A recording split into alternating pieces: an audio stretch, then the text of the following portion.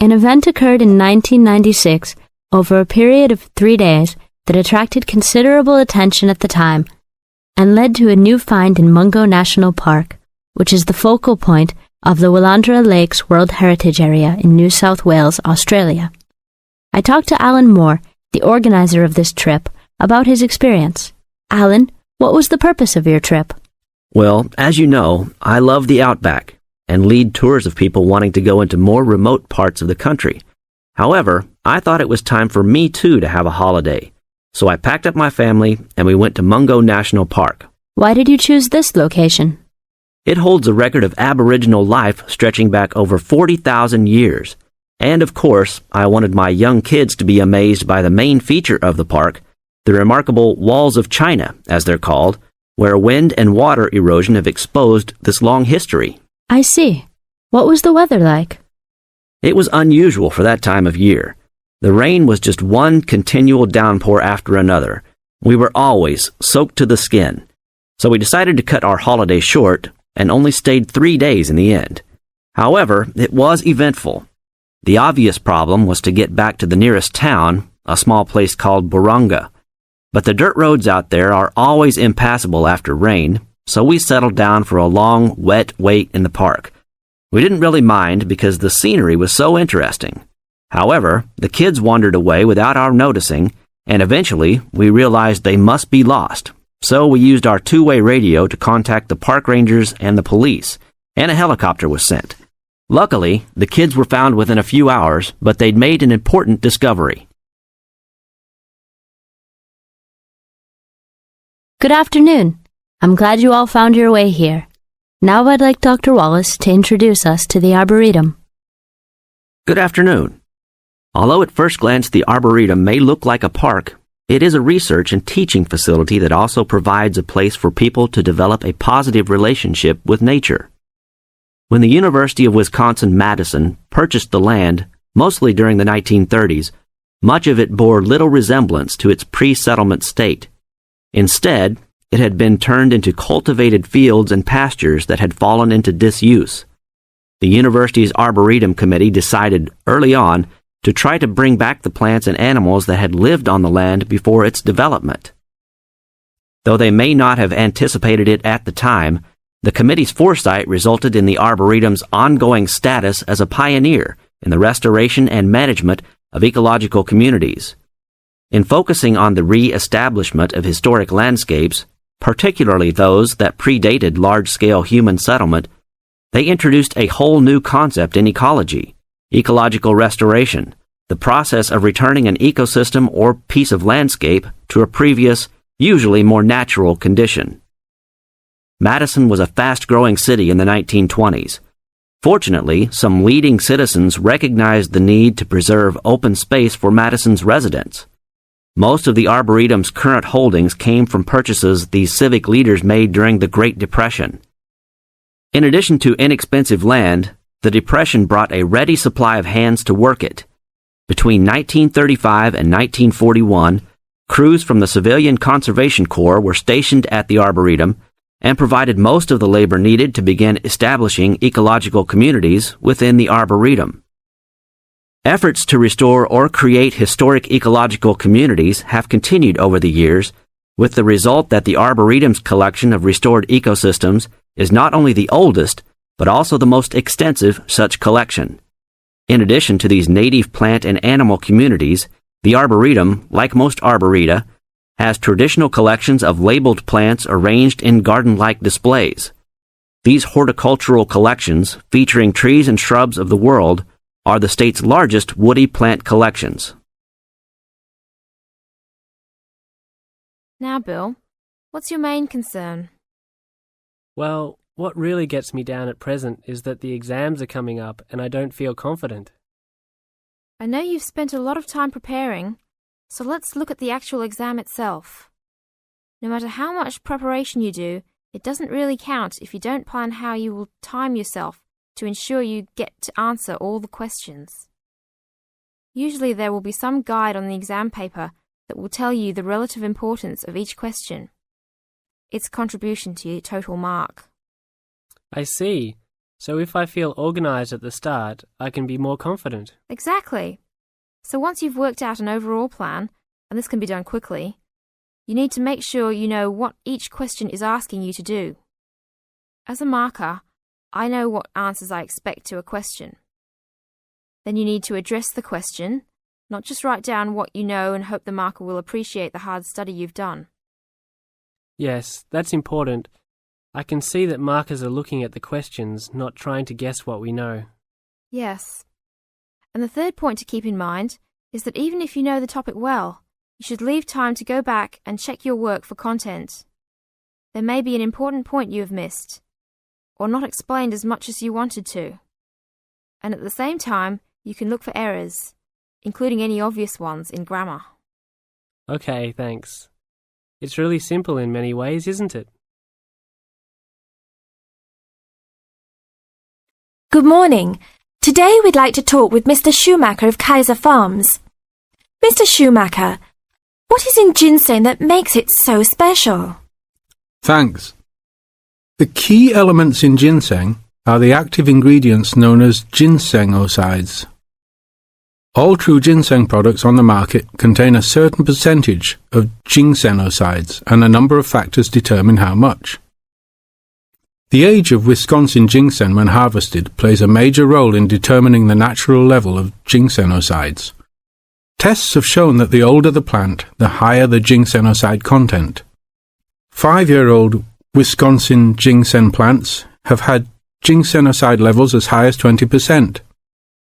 As a family operation, one of our strategies in producing the highest quality product available is to only harvest 4- and 5-year-old roots. The majority of Wisconsin ginseng harvested is 3 years old. The reason for this is that the expenses to care for and the possibility of disease increase as the plants become older. By limiting the amount of ginseng that we plant each year, we are able to provide the necessary attention and care to produce the highest quality 4- and 5-year-old roots. Insomnia is a sleep disorder. We all have trouble sleeping from time to time. That's not really insomnia. Insomnia is when you are regularly not getting enough sleep, or perhaps not getting a satisfying sleep. If either of those situations applies to you, then you could have insomnia. However, don't go running to your doctor for medication just yet.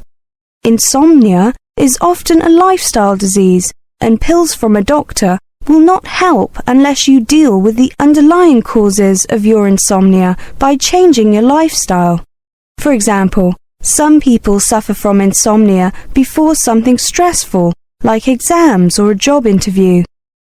They cease to suffer from insomnia after the event. Insomnia can be caused by domestic factors, such as lighting, noise, and lack of privacy. It can also be caused by occupational factors, such as working irregular hours.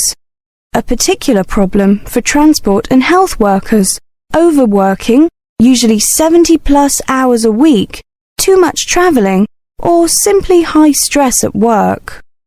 Insomnia is more likely to occur as we get older, and symptoms include not being able to fall asleep, waking regularly during the night, and not being able to get back to sleep, waking up early, and not feeling refreshed after a night's sleep. Insomnia can also cause problems during the day, such as feeling tired and lethargic, wanting to sleep, difficulty concentrating, and irritability. We all need different amounts of sleep, so it is not the length of sleep that determines insomnia, but the quality of sleep. Primary insomnia means that the sleep problem is not directly linked to any other health problem. Secondary insomnia means that the sleep problem is caused by another condition, such as depression, arthritis, stress, pain, worry, a serious illness, or medication. Acute insomnia is a short-term problem, whereas a longer-term problem is known as chronic insomnia, and is usually diagnosed when a person cannot sleep at least 3 times a week for a month or longer. As you are aware, doctors may prescribe some painkillers or sleeping pills, particularly in cases of illness or physical discomfort. But for chronic insomnia, the underlying condition that is causing the problem needs to be treated. As I said before, this usually involves a change in lifestyle. Relaxation techniques have been proven to be extremely useful to people suffering from insomnia. It is important to relax before going to bed. Some relaxation techniques and alternative therapies, such as Tai Chi, meditation, and massage, may also be beneficial in getting a good night's sleep. Another thing that insomniacs should do is pay particular attention to what they eat and drink, and when. Don't eat a heavy meal late in the evening. Avoid alcohol and stimulants like cola and coffee before going to bed. Have herbal tea or fruit juice instead. One of my favourite suggestions is to drink a cup of chamomile tea with a little honey in it before bedtime. Delicious. Although exercise is obviously good for your health, don't exercise just before bedtime. Exercise tends to stimulate the mind and the body. At the beginning of the talk, I mentioned light and noise. Make sure your bedroom is dark and quiet. Also make sure that it is at the right temperature for you, not too hot or cold. Go to sleep at the same time each night and get up at the same time each morning, with no naps during the day. Follow a relaxing routine as much as possible and wind down before sleep by, for example, reading a book or listening to music. Take a warm bath after exercise or before bedtime, adding a few drops of lavender essential oil. It sounds luxurious, and it is. Finally, a word to all you smokers out there. Reduce the frequency with which you light up, particularly in the evening.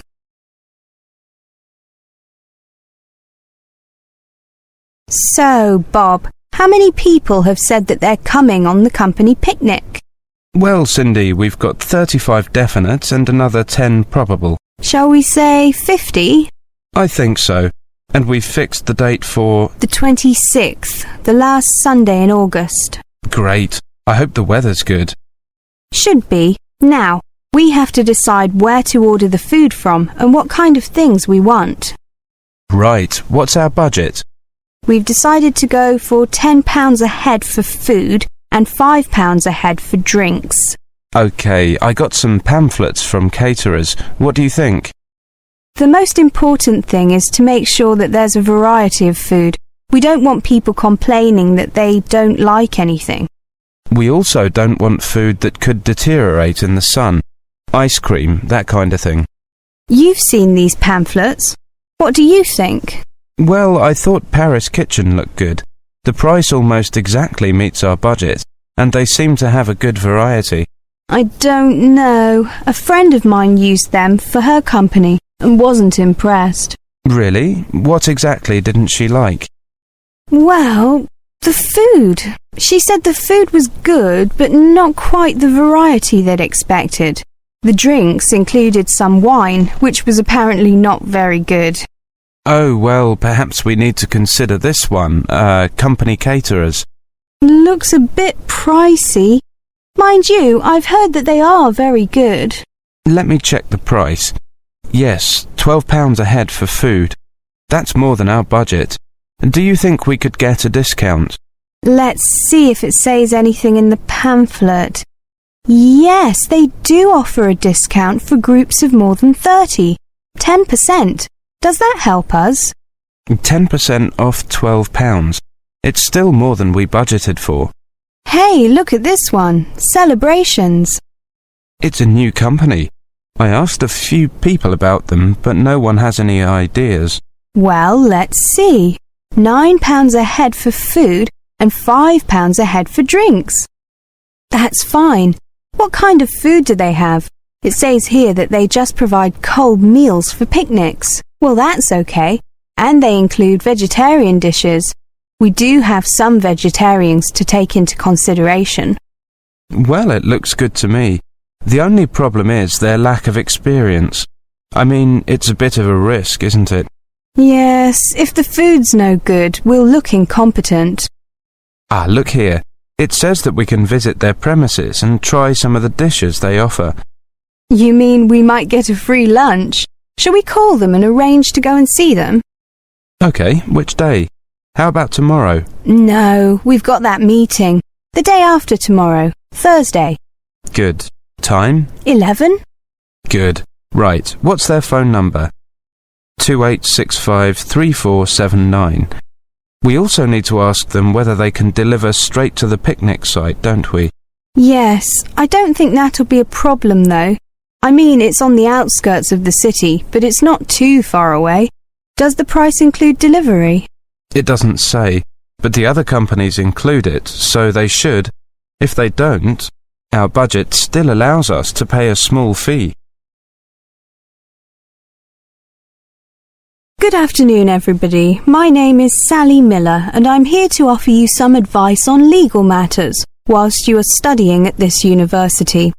Happily, most international students complete their courses without running into any serious legal problems.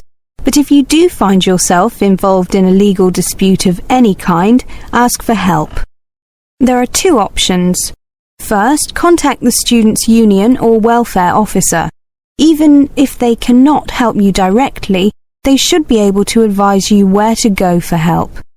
The second possibility is to contact the Citizens Advice Bureau in your area. You can find them in the local telephone directory. They will be able to recommend a solicitor if you need one, and tell you if there is a local law centre providing free legal advice. They will also be able to tell you whether you can claim legal aid to help pay for any court and legal fees.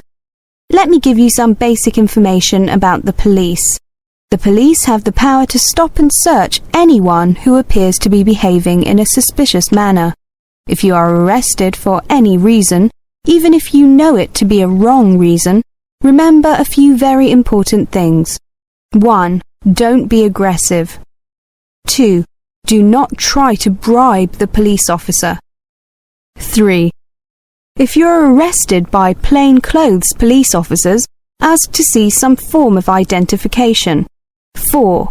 Give your true name and address if the officer asks you to. Lying to the police is a criminal offence. 5. Do not sign any statement until you have received advice from a solicitor. There is always a solicitor on duty at every police station. 6. You will be entitled to make one telephone call. If you use this call to telephone a friend, urge your friend to contact someone from your university or from the Students' Union and get advice about what you should do next. If you find yourself in trouble with the police, it is very important to get professional advice. Contact any of the following: your university welfare officer, the Students' Union at your university, your local Citizens Advice Bureau, a local law centre. If you are found guilty of an offence, it could seriously damage your position as an international student, so be sure to ask for help as early in the process as possible. Remember, obey the local laws. The laws here may not be quite the same as in your own country. Here are a few examples of actions that are illegal here. It is against the law to possess offensive weapons. For example, knives, guns, chemical sprays used for personal defense. Even women are not allowed to carry sprays or other deterrents to protect themselves against possible assault, except for rape alarms. Possess or supply hard or soft drugs. Disturb the peace. This is called disorderly conduct. This means that you can be arrested for being too noisy or rowdy. A few words about drinking. In this country, it is perfectly acceptable for adults to drink alcohol in moderate amounts. For many people, drinking is an established part of their social life. Going out for a drink is how they relax or spend time with friends. If you go to a party or visit people at home in the evening, your host will probably offer you a drink. Often a lot of university social life can revolve around drinking, especially for undergraduates. Do not be surprised if people arrange to meet in a bar, or if events are held in a pub. But you are not obliged to drink alcohol if you do not want to, even if you are in a pub or at a party where everyone else is drinking. You can always ask for a non-alcoholic drink instead. And if you feel uncomfortable going to places that serve alcohol, explain this to your friends. There are lots of other places where you can meet. If you do choose to drink, remember that you should never drive a motor vehicle after drinking alcohol. It is dangerous, and the police can impose serious penalties on you. Also, remember that being drunk in public is not acceptable either, and the police can arrest you for it. Drugs and alcohol can cause serious problems. Let me repeat that in this country it is illegal to use drugs, except under medical supervision. But if you do use illegal drugs and you develop a problem, there are organisations you can contact. Contact your students' union or your student counsellor. Anyone over 18 years old can legally buy and consume alcoholic drinks in this country. But if you think you might be drinking too much, get help and advice from your student counsellor or your doctor. Again, there are special organisations that can help you with drug and alcohol problems. Contact them.